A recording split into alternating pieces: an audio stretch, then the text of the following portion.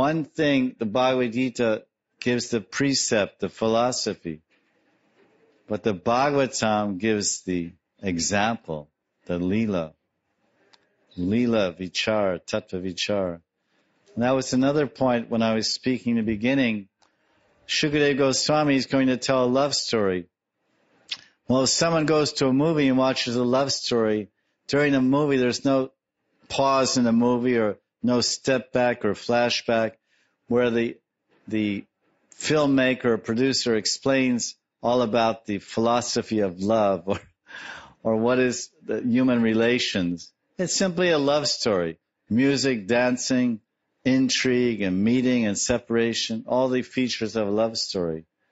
But because this is Shastra, and this is a divine, spiritual, alokik lila, transcendental pastime of God, then there must be so much philosophy, tattva siddhanta, woven into the explanation of the love story. Otherwise, as most people often misconstrue, Krishna's Ras Leela is the most misunderstood and mysterious Leela of all Bhagavan's Leelas that are available in Shastra or depicted in art and paintings. So therefore, as per the standard of Shastra and Acharyas, Shukadeva Goswami and Vyasadeva are not sparing any discussion here on the philosophy of detachment and qualification and what is actually, it's more than a love story, it's a teaching.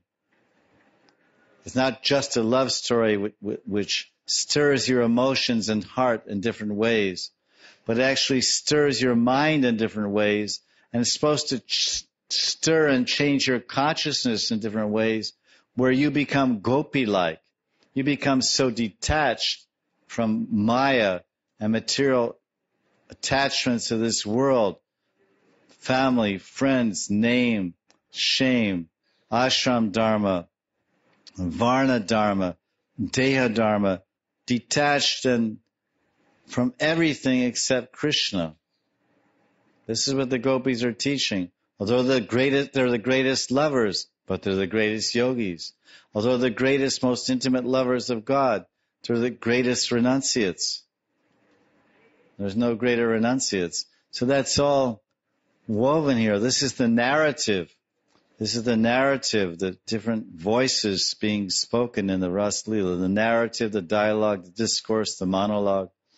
This is a narrative where Shukadeva Goswami is telling Parikshit, this is what's happening. This event is here, and that event is here, this hero and heroine. And then there's something called discourse, which will come up soon. More philosophy, more pause in the love story, where the student who's hearing the love story and trying to understand the intimacies of Ras Leela, Parikshit Maharaj, he asks some questions, and then there's a discourse, a philosophical discourse, questions and answers, in the middle of a love story.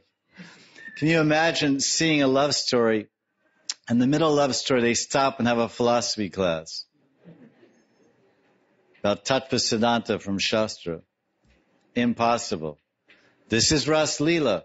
And people say, oh, Ras Leela is so intimate, it's love affairs of God. No, I can't accept it. That means they never read the Ras Leela.